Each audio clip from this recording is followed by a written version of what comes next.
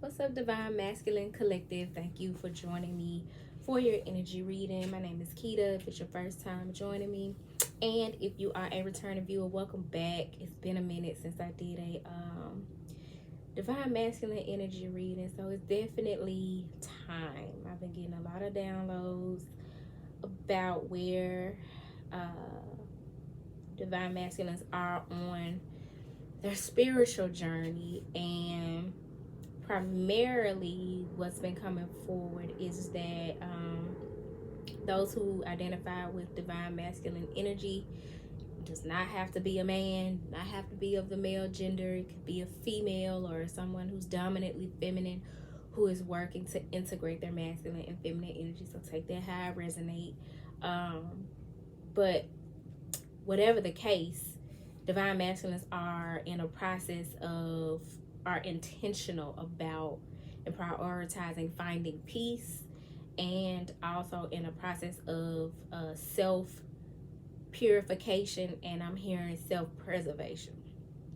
Just saw 111. So for many of you, you are on a journey of aligning more with your higher self, and are at the point of your journey where you realize that that requires new beginnings in like all areas of your life in order to align with that which is being called forth from you. And with those new beginnings come some endings, and not just as it relates to your external environment, what's going on with you externally, careers and friends and relationships with family, and not necessarily meaning that those relationships will end, but something about them definitely will end as you change, as you grow, as you evolve, because your boundaries change, who you present to them changes. But the endings that this inner purification is speaking of, this finding peace, that's internal. That's the work that's being done to internally have peace within oneself about your patterns and your behaviors and your trauma and things of that nature, your doubts, your fears, your imposter syndrome, like putting all that shit in its proper place, giving it its proper funeral, so that you can move forward with peace, about the decisions that you're making, about who you are, about who you see in the mirror, about who you present yourself and to be, how you present yourself in this world, and ultimately how you share your God-given gifts and talents with the collective. So I've been reading heavily this book, The Astrology for the Soul. I've had this book for a minute, and I'm actually thinking I'm going to start going live to break this book down and dissect it, as it is all about the lunar nodes. Happy Lunar New Year, y'all. Today is the Lunar New Year. The moon has made its full cycle. We have entered the year of the wood snake, and so for many of you, you're shedding old skin. And if that's how you feel, like you're growing out of the old identity that you once carried, like, you on point. That's the natural cycle of things, as within, so without, as above, so below. So everything that's going on cosmically is being reflected in your life, especially if you are aligned and vibrating at a frequency that aligns with cosmic energy. So I got that book out because there is a page or two, there's 2 pages on self-purification that I'm going to use as the closing message. It's dope information, so you're gonna want to stick around for that. Just saw 411, which means there's some important information there that you don't want to miss. So if you don't want to hear shit else I say, you probably can just fast forward to that. But I also have my what is this book called? I've been in this one kind of heavily lately too. Esoteric Egypt, the sacred science of the land of Kim, and then also the gods and symbols of ancient Egypt. These are books that I use for reference a lot when it comes to studying and practicing Kemetic spirituality. I'm going to be pulling from the Aset Oracle, and also the love letters And I'm being led to start with the love letters. So we're going to see how divine masculines are feeling. Clear. Via the love letters. So Spirit, how is the divine masculine collective feeling at this point on their journey?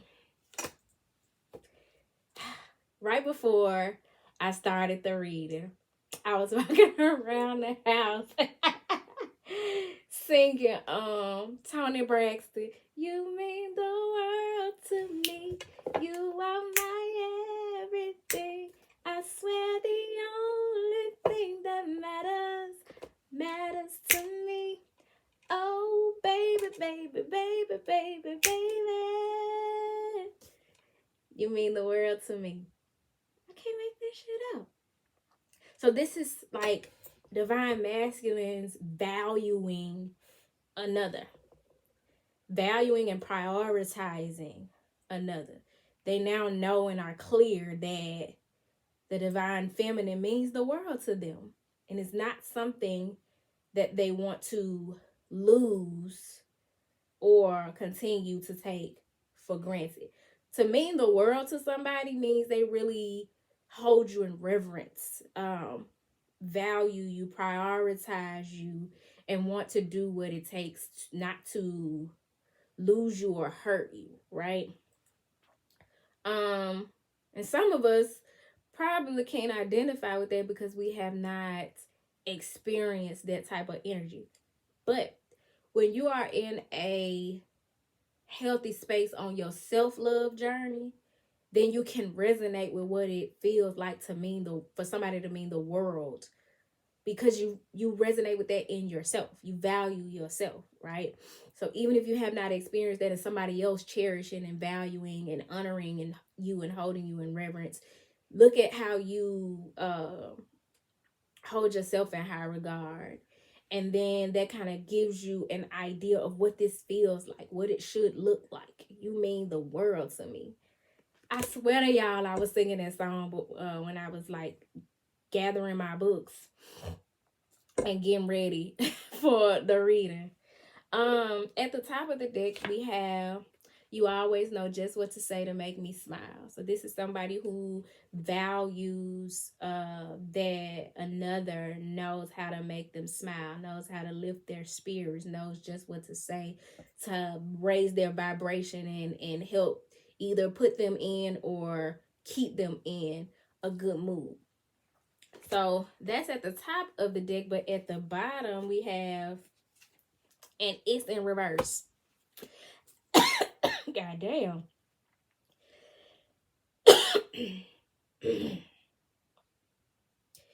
We got some communication coming in.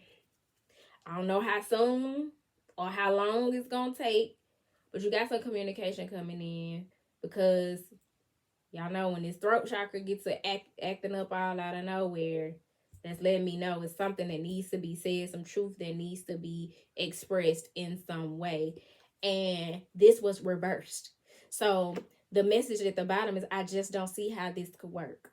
But it's in reverse. So somebody done figured it out. Somebody got a vision. Somebody is tapping into their capacity to be a visionary. Their Ra Hotep energy. Hotep represents that energy of Imhotep represents that energy of being a visionary and being able to see the future, the plan, what it is that they want. So this is somebody who possibly didn't see how to bring this together or how to go about pursuing this connection, but by way of this purification and this time that they've taken to find peace within themselves, they're clear that the divine feminine energy means the world to them. They value it, they prioritize it, they understand what role that energy plays in their life and on their journey. And this is somebody who, all of this, valuing how this energy, this feminine, makes them smile and lifts their vibration, has receive the download, the channeling, the vision for how to make this shit work against all odds, overcoming all obstacles that may stand in the way of the union between divine masculine and divine feminine energy. I've been reading a lot about, and it coincides with this purification energy, the sacred partnership of Jesus and Mary Magdalene. And there's this ebook that I've been reading the past few days. It talks about, where at the point where I am on it, it's talking about how Jesus and Mary really only live like 15 miles from each other. And so there are gaps in the Bible about their story, of course, because that's not what the patriarchy wants us to know. So this person has tried to bridge those gaps of like how they first met, where they may have encountered each other and stuff like that. So he starts talking about how they may have met when Jesus went to get baptized by John the Baptist. And he talks about how Jesus got baptized first. Like, Jesus was at a point in his life where he wanted to change. He wanted to grow and evolve. And just like that the whole concept of the shedding its skin, Jesus was at that point where it was just he was outgrowing the skin that he was in and ready to shed that skin. And so when he had heard about John the Baptist baptizing people and promising them salvation and change once they are purified by the healing energy of the water, he went down there and got baptized. And sometime thereafter, and he went on a vision quest to like be alone to himself, learn about himself, go within, meditate, all that. So the same thing was occurring with Mary. And at some point they came together and they was kind of swapping stories. And she was like, yeah, I was going through the same shit. I got baptized too. And I have been working on myself and come to a point where I'm wanting to change and grow and evolve and expand. And I've been purified and baptized, and they came together. I think it said Jesus asked to come pray with him. So they get together, they go pray. And I can't remember what it said from that point, but I think I stopped right around that time. But I think they kind of like went together from that point, right? But yeah, so there's something significant about the purification and the baptism, the cleansing of the spirit through the spiritual power of the water. And that may be something that's significant to the journey of the divine masculines at this time, as they are en route to making progress toward uniting with divine feminine energy. There's a song that's been coming to mind too. It's called Splash by John Legend. It's him and somebody else. But he talks about purify me, I want to be baptized. This song is talking about sex. It's talking about wanting to enjoy a woman's bodily fluids and making the bed wet and all that. So there may be some passionate intense sexual urges as well. You may want to look into the lyrics to that song. There's some other songs too. I probably should have started with those. But we got this energy of how the masculine feels. You mean the world to me. You always know just what to say to make me smile. And I just don't see how this could work in reverse, which means that this person is seeing clearly how to make this work, how they want to move forward, seeing the vision. I'm going to clarify this with the I said oracle, and then I'll tell you about the other songs. Spirit said, tell them now. Okay.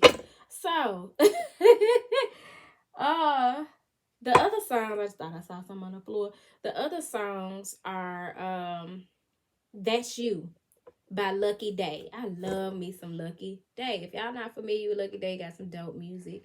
Um that song been on repeat in my head. So I'm gonna look up the lyrics, and then unbeknownst to me all this time, why y'all ain't tell me that on genius.com, where you could find the lyrics to songs, they have sometimes like where somebody has analyzed the lyrics to the song, right? And I don't know why all this time when I've been talking about breaking down the lyrics to some of these songs, I ain't thought to go to Genius, because that's what my master's thesis was on. When I got my master's degree, I created a course based on um music lyrics, and it was designed to help promote critical thinking. So the same way we come down here and I do these readings, and I'm able to kind of push the envelope and make a person think more critically about the lyrics in a song. I was saying that they could do that in a college course, which they do it anyway. They got classes on Jay-Z's lyrics and classes on Tupac's lyrics, and I wasn't talking about nothing new. I was just hoping that it would be incorporated into the course offerings at the University of Memphis. So, um, so I'm familiar with genius.com, but this whole time I hadn't thought about looking on there when I'm telling y'all about these song lyrics and how they apply to the journey. But I ran across it today, and so I'm gonna share that with you guys as well. So the lyrics to That's You by Lucky Day is: money, diamonds, house in different cities. I'm living my wildest dreams. Crooked smile, I'm with all the power. Can do what I want, but I'm empty. Baddies got 'em, model movie options to making a movie scene. You know all the game, but what's it really mean? Lord knows I try to give up. Tried what I thought could be love. Tried taking chances, and chance brought me down to my knees. So this is somebody talking about like having the material things, having obtained the things that society says makes you successful according to the matrix. All of the things that are said to make a man, the nice car, the fine women, the multitude of women, the homes, even the trips and the shiny jewelry and the name brand or designer clothing, like all the things, a good job or career title, like all the egoic external shit. And yet it's not fulfilled. And it's saying, Lord knows I tried to give up, tried what I thought could be love. So whatever this person's concept of love, they're acknowledging that I tried that. I tried to do it that way, and that only brought me to my knees. And most times when we talk about being on your knees, is well, it's a couple of things that could be going on in that situation. But in this situation, one would think like either praying or begging. You know what I'm saying? But whatever the case is, it brought this person to a space where they felt weak and not strong. And it says, girl, I've been so dumb. Don't want to be a fool out of love all alone. Girl, I've been so wrong, buying up the world just to make it feel like home. I've been numb, so numb, spending every dime to get everything I want. There's only one thing missing in life, and that's you. Cocoa butter, baccarat uncovers. I smell it on my sheets. I heard you say that you might love another. It filled up my world with envy. So this is someone who has something that brings back memories of this person, or like maybe even has had an encounter where they know they're sent. Or is Claire, is it sentient? Clairsentient. They have the gift of clairsentient where they can smell this person even when they're not around. I have that gift as well, of being able to smell distinctive scents, especially that of a person, even when they're not around. And sometimes that means, like, if they've crossed over, then that ancestor is in your presence. And if they are still in this 3D reality, that telepathically could mean that that person is like thinking about you.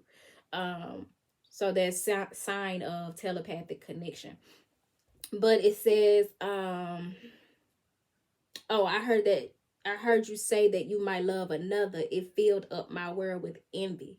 You ain't jealous, is you? Not the jealousy. So yeah, this is somebody is like, I know I act like I don't want you, but I damn sure don't want nobody to have you.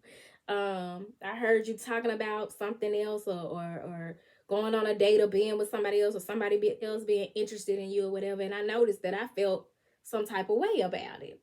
So that must mean I care, right? And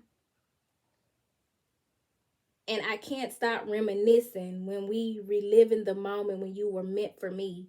But all this fame and fortune can't afford me what I need. All that shit that he's accumulated is not going to magnetize and bring in and manifest what this person needs. And what he needs is this person who means the world to him, the love of his life, his co-defendant, so to speak, his rider, you know what I'm saying, the person who's supposed to stand beside him on his divine mission, his Mary Magdalene. Just saw 2111, which may be a significant angel number to you guys as you are approaching new beginnings in your connections. I can't stop reminiscing, thinking about past times, the memories, things that they've encountered. But this person is going through this purification process so that they can stop reminiscing, living in the past, and start creating in their present moment new memories, new things, new experiences, and also mapping out the vision for the future as they are divinely led. So where they once didn't know what to do, they're gonna know what to do, and also know that it's important not to be dwelling on the memories and the things of the past, and focus on being present and also creating the life that they desire moving forward according to the divine vision. I've been so dumb, don't want to be a fool out of love all alone. Okay, this is somebody who don't want to be alone. They are coming to understand the error of their ways. They feel like they were being dumb, but in essence, you know, people just don't know what the fuck they don't know when they don't know it. For me, I can't have nobody beating me over the head about shit that I did at a time where I was ignorant. I ain't know. You know, if I'm taking accountability for where I went wrong and where I didn't know, that's all I can do. I can apologize for it. I can acknowledge that I didn't have the information that I needed, or that I had the information and didn't know what to do with it. But at the end of the day, people don't know what they don't know when they don't know it. All we can do is draw our boundaries and honor ourselves and have compassion for them, whatever that looks like for you. But this is somebody who's acknowledging, I've been so dumb. I was chasing after all the wrong shit. I went about this the wrong way. I treated you dishonorably. I treated myself dishonorably. So, baby, I ain't have it to give you. You know what I'm saying? The love that was being required of me, the time, the attention, the whatever, like, value for me was chasing the bag. Value for me was chasing the girls. Value for me was people pleasing. But now I understand the value of something higher, something greater, something of more substance, and that's you. So he says, I've been numb, so numb, spending every dime to get everything I want. So again, talking about the materialism, but also the numbing, the many ways that we numb ourselves when we don't want to face what it is that we're being called to face. So this is somebody who's able to take accountability and say, I used food to numb, I used sex to numb, I used drugs to numb, I used working to numb, I used school to numb. I did all the things just to not feel what it is that I was being confronted with about myself. And now that I'm going through this journey of purification self-purification and prioritizing finding peace. This is me no longer running from my monsters under the bed. This is me no longer ultimately running from love and running from myself. So that's the words to that song. Oh, he says, you know it, you know it's true. It's always been you. Forever with you. That's you. That always and that forever, that could be speaking to some past life connection where this is like not these people's first time at the rodeo. You know what I'm saying? These are people, possibly connections where these people have been together in some way in past lives, and their soul recognition where it's always been them, or this person has met somebody who from the day they met them it was something special about this person and nobody else could quite compare. So it's like it's always been you for me, right? So on Genius, y'all, I've been having this sensation in my lips. I cannot explain it. And as soon as we get off of here, I'm gonna Google what the fuck that mean. Cause I be having this random like pulsing feeling in my lips. Typically it be my bottom lip. I'ma circle back, let y'all know what I find, but that is so strange to me because it's only been here lately that's been happening. I took a screenshot of that description. So before we move on from this song, That's You. It says the song, oh no, that's not the what you call it. They didn't have one for That's You. They had one for the next song that I'm talking about. And that one is that I channeled. That one is Karma by Sir. Y'all know we love Sir over here on the channel. We done channeled plenty of Sir songs. So let's see what the lyrics say before I give y'all the description.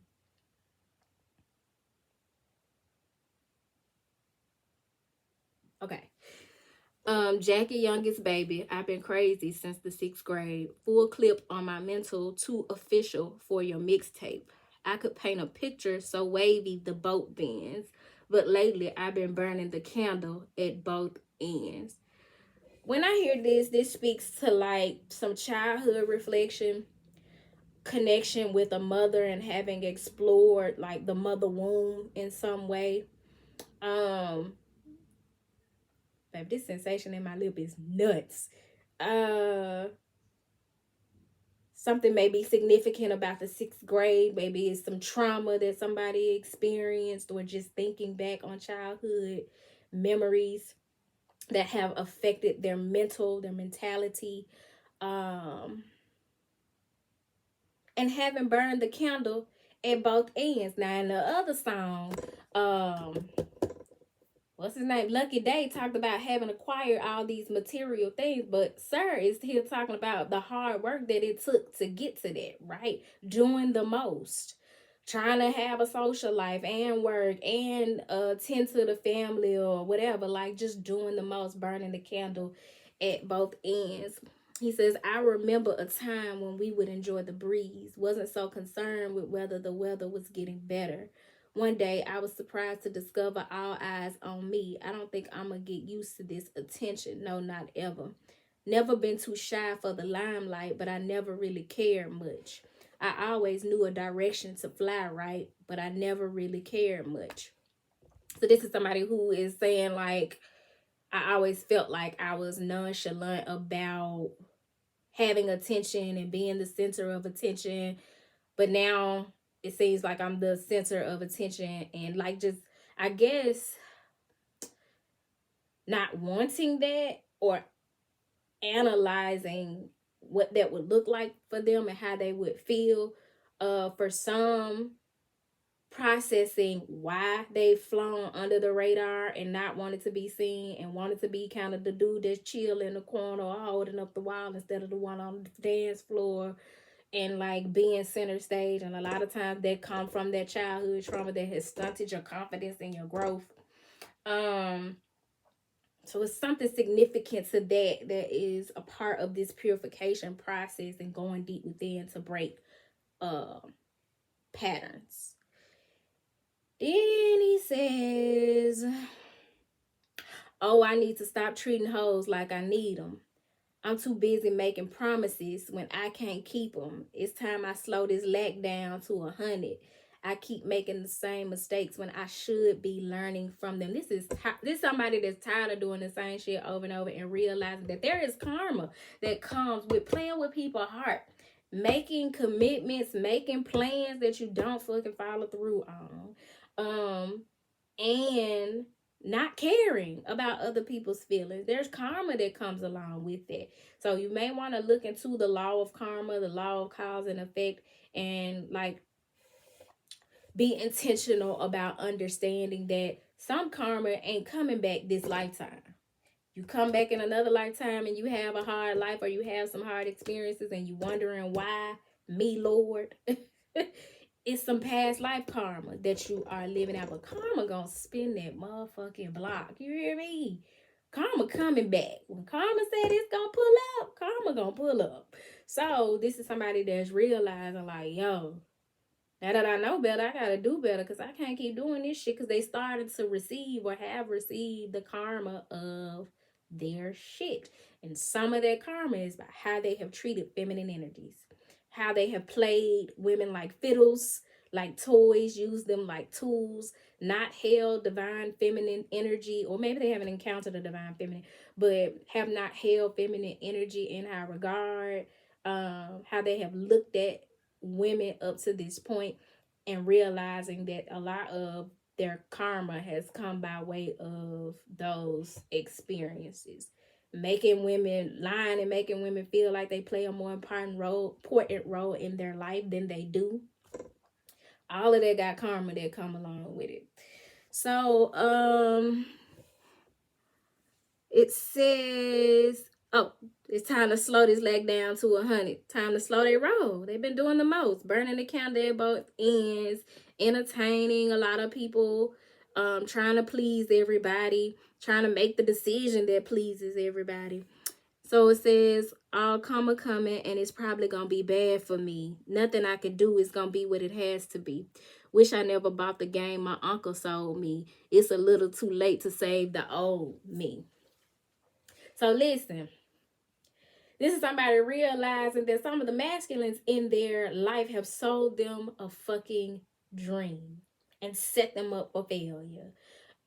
There are so many elder masculines who push this toxic patriarchal agenda of what it is to be a man in this world, what it is to love God, what it is to love a woman. Like, stop listening to them. They don't fucking know what they talking about. Look at their life. People not happy. And some of them are competing with you, so they're not gonna let you see where they miserable. They ain't gonna let you see where they happy. And some of them have not experienced what you have experienced. Some of them have not experienced have somebody that means the world to them and for all the right reasons. And so they can't give you good advice. That's just like me and where I am in my career, especially with Turquoise Majesty and how I live my life.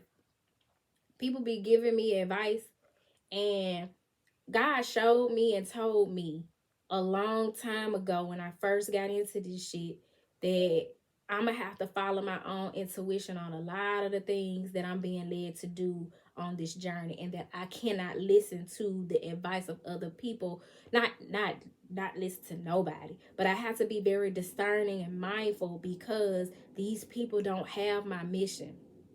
They don't carry my cross. They have not had my experiences. They not going where I'm going. They ain't been where I'm going. So they cannot give me the advice that I need and help lead me in the right direction, because they don't have the vision. God gives us the vision so that we can carry it out, and so that we can develop that right relationship with the divine, to listen to the messages and advice to go in the right direction and open the roads and all of the things. 9 times out of 10, God ain't giving it to somebody else to come and tell you, and then it be some shit that in your soul don't resonate with you, that ain't God like, so to speak. Like, no. So there's that. And nothing I could do is gonna be what it has to be. Wish I never bought the game my uncle sold me. So like realizing that generationally this toxic bullshit has been fed to masculine energy, just like there's some toxic shit that has been fed to feminists. It's some shit feminists should have never listened to from auntie now. It's a little too late to save the old me. Yeah, you can't save that person who you were before you were tainted, before when your canvas was quote unquote blank and people started painting whatever picture they wanted for you on it. But you can create this new you. You can purify yourself and find inner peace and move forward on this next chapter and developing the life that you're being led to live, and not be dwelling on that old, you know what I'm saying? Again, now that you know better, you being called to do better. So now I can pull, I hope, from the I said oracle. No, the fuck I can't, because I gotta give y'all the just saw 316. Shout out to my brother Mon Ibaye, Darius Mon Senior. I miss my boo. Let's see. So the song Karma. It says the song opens with Sir reflecting on his upbringing and the pressures of fame, juxtaposing the innocence of childhood with the complexities of adulthood. I told you somebody been focusing like on their childhood wounding and how it applies to the complexities of their experiences as an adult, especially emotionally and as it relates to material things. It says, as he grapples with the attention and scrutiny that come with success, he confronts his own shortcomings and the need to break free from destructive patterns. That purification. Isaiah Rashad is on this song with him. And it says, Isaiah Rashad's verse adds depth to the song's narrative, offering a raw and introspective perspective on themes of temptation and I always struggle with this word. Existentialism. Existentialism.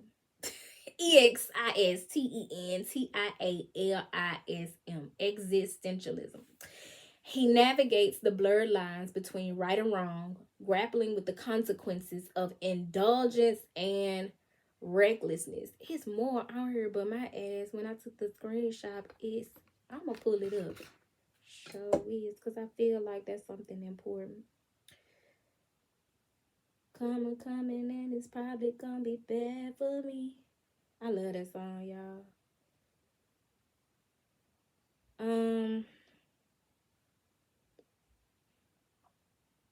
He navigates the blurred lines between right and wrong, grappling with the consequences of indulgence and recklessness. With its infectious melody and thought-provoking lyrics, Karma invites listeners into a world of introspection and self-discovery. So for many of the masculines, you've been in hermit mode on a journey of self-discovery, and these are the things that have been coming up for you. It says, as Sir and Isaiah Rashad explore the cyclical nature of life and the inevitability of karma, they challenge listeners to reflect on their own choices and the impact they have on themselves and those around them. This journey ultimately is about you loving you, finding the God, tapping in with the God in you, aligning with your higher self or your Ori, but also how that helps others to find the God in themselves. Your light is meant to enhance other people's light, help others to find their light. So this is somebody who possibly had been living, not making that a priority, so to speak. Now I can pull from the I said oracle. God damn. Sheesh. Spirit, please clarify this message for the Divine Masculine Collective at this time. What message would you have me to, okay, bring forth for the Divine Masculine Collective? Joy and pleasure. Bast, or what's also known as Bastet, which is that black cat pharaoh feminine energy of the of comedic spirituality. So this is like letting all this shit that hinders you internally go, healing it, purifying it, so that you're able to enjoy joy and pleasure from a more independent place, not dependent, codependent on others and people pleasing and trying to do the thing that's going to impress and or not ruffle the feathers of other people, but independently doing what makes you happy. So you got this goddess here represented by the number 6, and then you got the Great Pyramid, mystery and ceremony, represented by the number 12, which breaks down to 3. So that's that alignment energy. And with this Great Pyramid energy, that's like that energy of the pyramids are like a spiritual conductor. The ancient Egyptians used to go into the pyramids to like meditate and heal and do this self-purification and to find peace. And they would do ritual and ceremony in these pyramids. So pyramids may be significant to you guys. You can see there the eye of Ra and the eye of Horus, representing the enlightenment, the masculine energy, the protection, and the energy of masculine and feminine coming together there. And at the bottom you got water spirit, Hapi, represented by the number 13, which breaks down to a 4. And then you got 12 and 13, that's forward movement, being more comfortable and stable in your emotions, coming from a more emotionally mature and intuitive and conscious place. Happy also is that energy of abundance coming into your life, because happy is associated with the energy of the Nile River. And the Nile River for the Egyptians represented a season of abundance. When the Nile would flood, that meant that the Egyptians could expect, excuse me, I think I burp every video.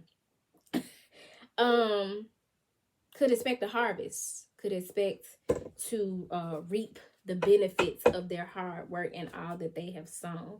So that's a message coming forward. I ain't gonna need these. Well, I'll give y'all some information on Happy from the gods and symbols of ancient Egypt. If you ever want to get this book, it's by Manfred Lurker. It's been a good reference book as I've been learning about Kemetic spirituality and history. Where's Happy? It says Happy is the god of the Nile and inundation, who was especially worshipped at Elephantine and Gebel Silsileh, both areas of turbulent water by virtue of the first cataract and whirlpools in the river respectively. He was taught to dwell in a cavern from which the Nile flowed forth. The annual inundation was called the arrival of Hapi. Representations show Hapi as a long-haired, naked man with heavy pendulous breasts and with a clump of papyrus on his head. He carries Latin offering tables. That ain't giving me the information that I'm looking for.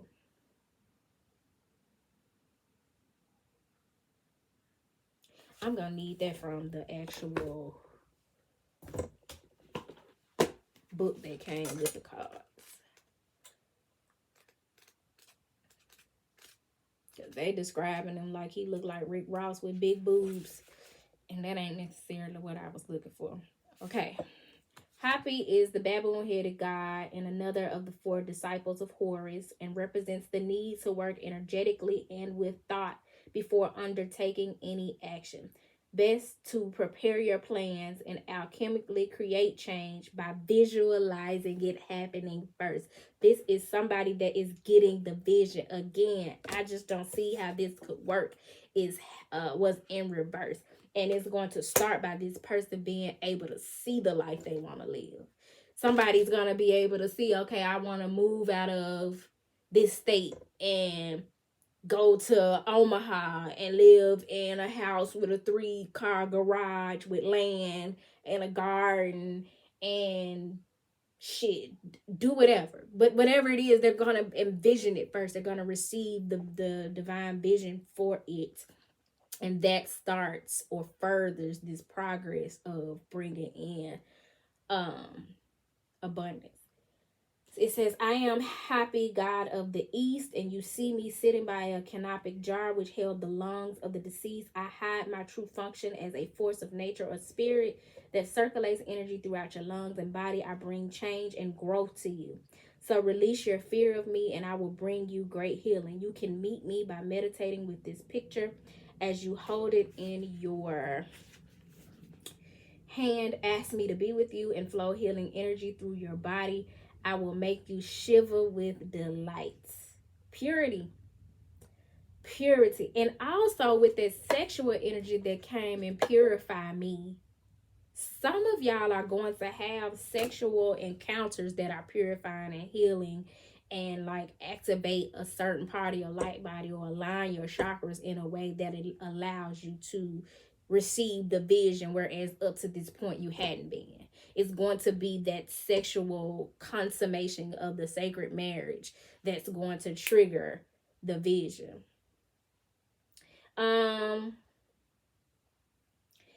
In love, happy symbolizes a separation of the elements that is happening. And to heal this, you need to release resentment over a past relationship and then ask for a flow of loving energy to fill your lungs and heart. So the health of your lungs and heart is important. Some of you may need to do a lung cleanse with some mullein and some different herbs, and also work on your heart chakra. This one gonna be long as fuck because I'm reading this part about purification. I don't give a damn. It's on page 502 and 503 of this book, Astrology of the Soul by Jan Spiller. I immediately, picking up the book, turned to page 333, which may be symbolic to you guys as an angel number. But it says Pisces North Node people. This is not specific to people who have Pisces in their North Node. Currently, the North Node lunar placement is in Pisces and will be for the next like year and a half. So this information applies to everybody to some degree. But it says Pisces North Node people feel a need for self-purification before opening themselves up to an energy that can truly transform their consciousness. But this can be an unending process. These folks never think that they are pure enough or their behavior perfect enough to open up to higher energies.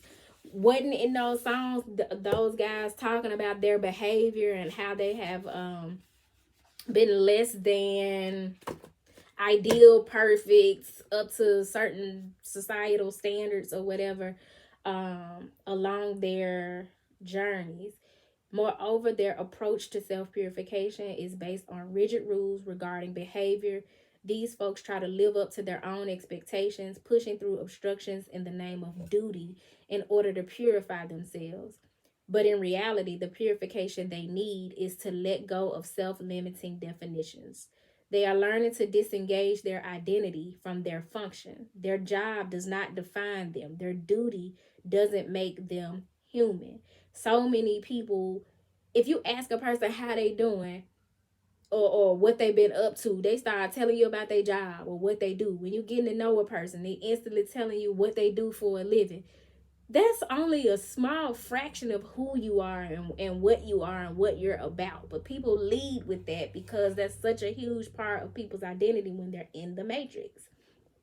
It says to attain the higher realms of consciousness they yearn for, they must release all self-definition of being any particular kind of person playing any particular role. Pisces North Node people have already developed worldly competence. In this incarnation, they primarily need to relax and find inner peace. But owing to constant mental activity, trying to analyze everything around them and fix what or who they perceive to be less than perfect, they are often in a perpetual state of stress and tension. Focus on everything but you and what's going on within you. It's time out. As they try to implement these changes they think they need in order to find inner peace, they are constantly tense, which often causes disease in the body. So you got to be mindful of those things that make you tense and do your energy work as well as your shadow work. These folks need to spend time alone to resolve their worries by going inside themselves. They have to pull the issue they are concerned with inside and think about it, feel it, and go through any inner process to release it. They need time to process the anxiety pulsing through their system. Pisces North Node people need this private process of inner purification, and they can only do it when they have solitude. This is somebody who you mean the world to them, or somebody means the world to them. I don't know who watching, right? However, they need solitude. And you thinking they just don't give a shit about you, and they probably treat you like they don't give a shit about you, or have in the past. But unbeknownst to you, in there a long time, there is healing taking place. There is a purification that is taking place, and they need that solitude in order to do that. So if you, as a feminine energy, have done your work, and are intentional about your healing journey, you're not taking personal the ways that your masculine does not show up. If you struggle with that, you need to read the 4 agreements. It talks all about how it does not behoove us to take other people's shit personal, and to focus on ourselves. And when the alignment takes place in divine timing, everything is going to be smooth sailing. But until then, be mindful of your judgment. I'm not saying don't hold your boundaries. If they got you fucked up, they need to know that they got you fucked up. Be it by your absence or your silence, or your letting them know, or whatever. But this journey of sacred marriage requires compassion.